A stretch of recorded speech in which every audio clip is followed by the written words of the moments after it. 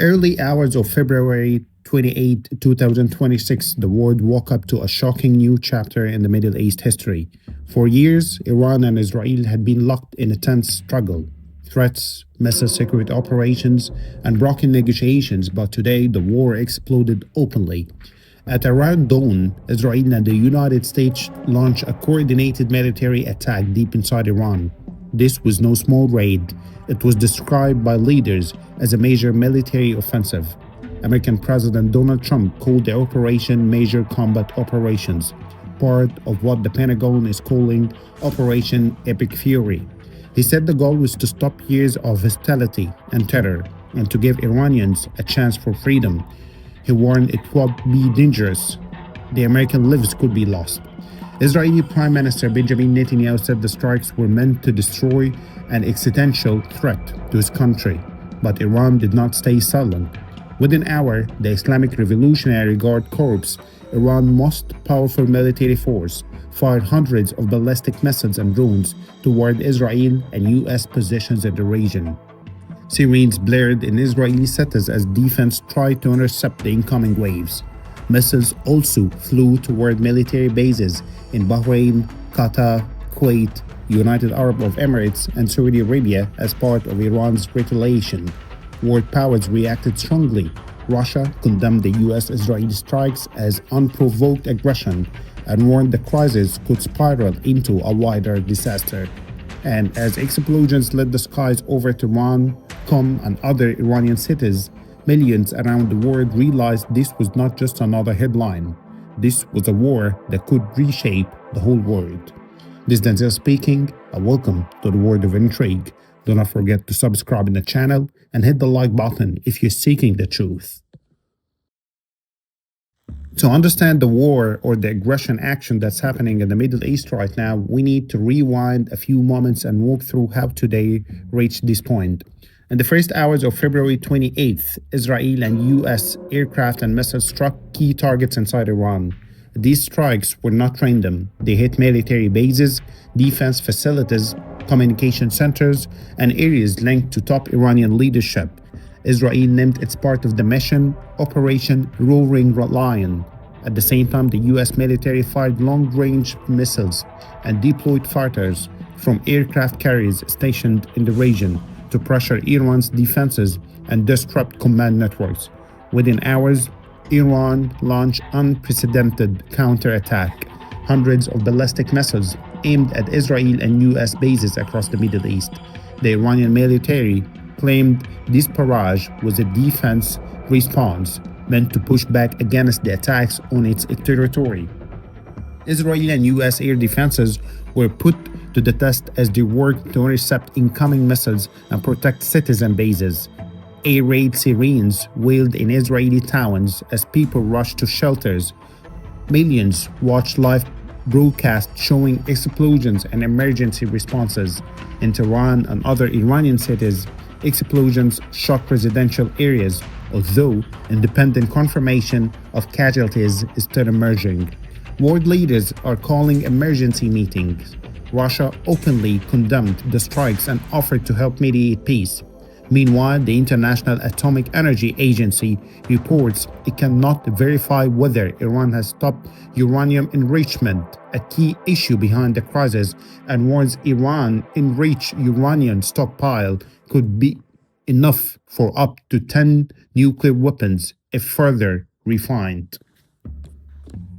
But the question that we need to ask right now, when Iran answers back, it's not just the army speaking, it's the Islamic Revolutionary Guard Corps, known as the IRGC.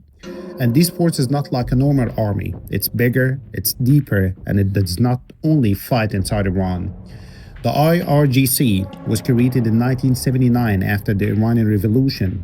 Its mission was simple: protect the Islamic system and defend the country from enemies. But over the years, it became something much more powerful. Today, experts estimate the IRGC has around 125,000 active members.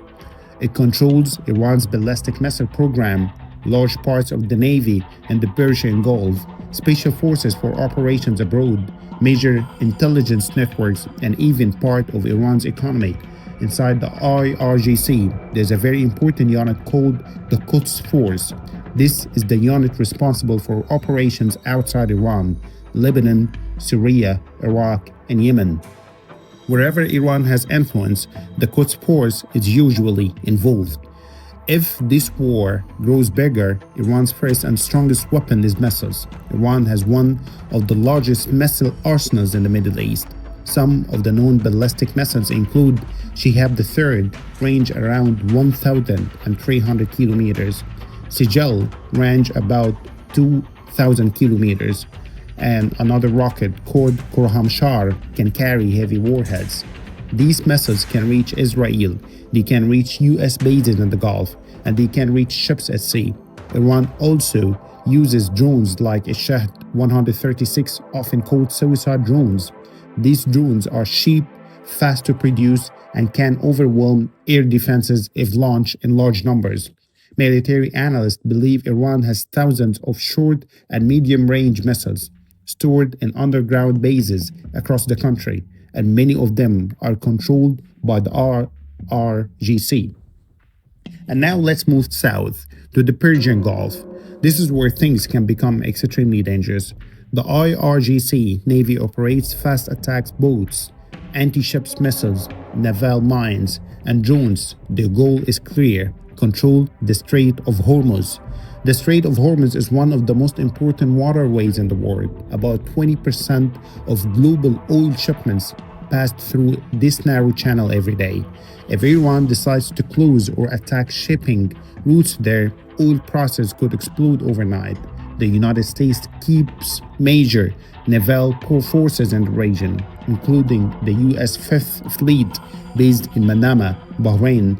Aircraft carriers, destroyers, and missile defense systems are already positioned in the Gulf.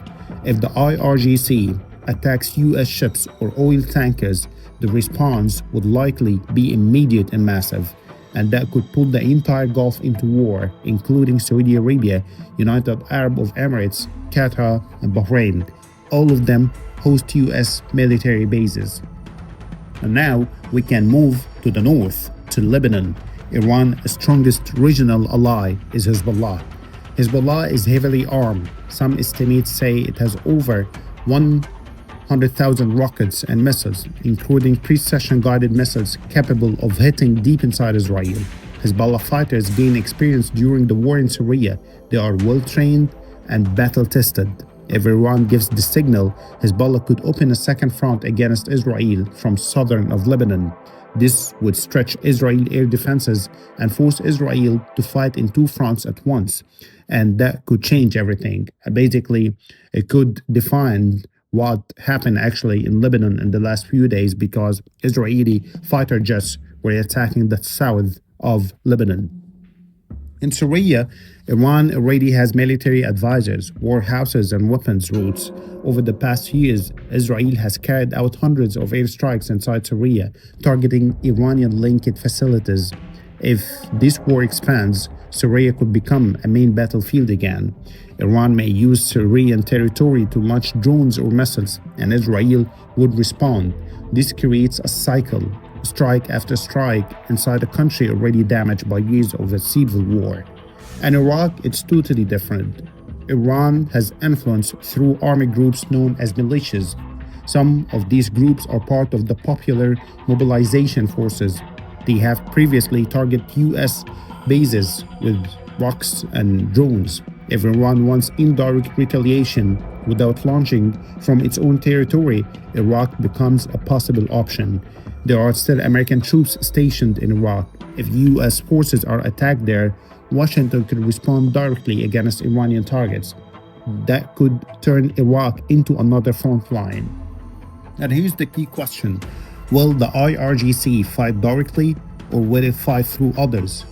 Iran's strategy for years has been something called asymmetric warfare. Instead of fighting a stranger or stronger military head-to-head, Iran uses missiles, drones, proxy forces, cyber attacks, naval harassment in the Gulf. This method allows Iran to apply pressure without triggering full-scale invasion.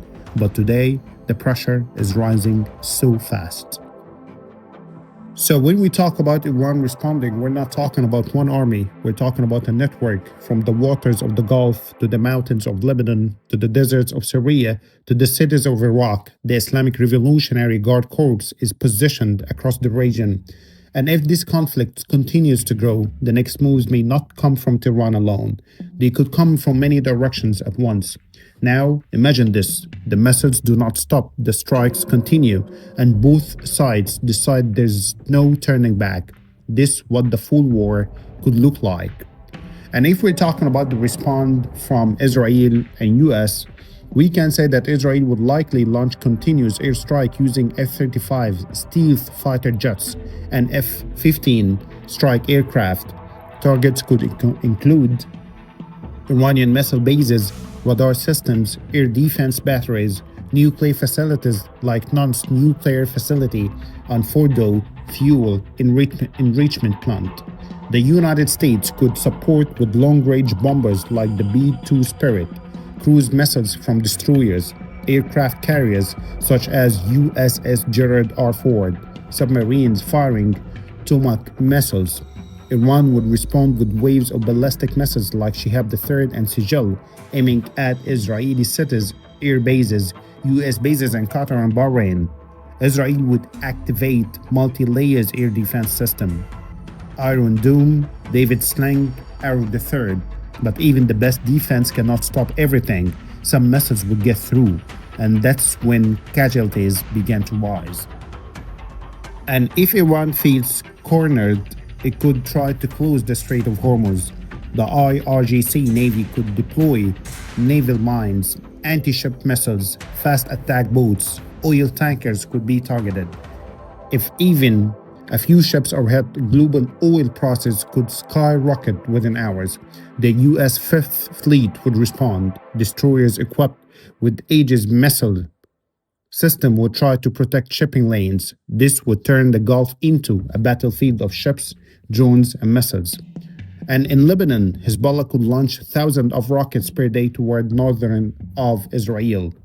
In Syria, Iranian linked forces could fire drones, and Iraq militias might strike US bases, and suddenly the war is not just between two countries, it spreads across 4 or 5 battle zones at once. And that's when the risk becomes global. And we have something else that we need to fear, which is the scenario is not just missiles, it's escalation. If nuclear facilities are heavily damaged, radioactive contamination could spread. If leadership feels survival is at risk, decisions could become more extreme, and at that moment diplomacy becomes harder and miscalculation becomes deadly. So this is a nightmare scenario, not a short strike, not a limited exchange, but a regional war that could pull in major powers. So what we should expect right now, or what we can expect in the next few hours. Right now, most experts believe both sides are trying to avoid full-scale regional war. Iran prefers pressure through methods and proxy forces, not direct invasion. Israel wants to weaken Iran's military power without becoming stuck in a long war. The United States wants deterrence, not occupation. But wars do not always follow plans. One missile that hits the wrong target, one attack on an oil facility, one base that suffers heavy casualties, and everything can change overnight. The Middle East is standing on knife's edge. The next days and weeks will decide whether this becomes a limited conflict, a long regional war, or a crisis that reshapes global power. The world is watching, and history is being written in real time.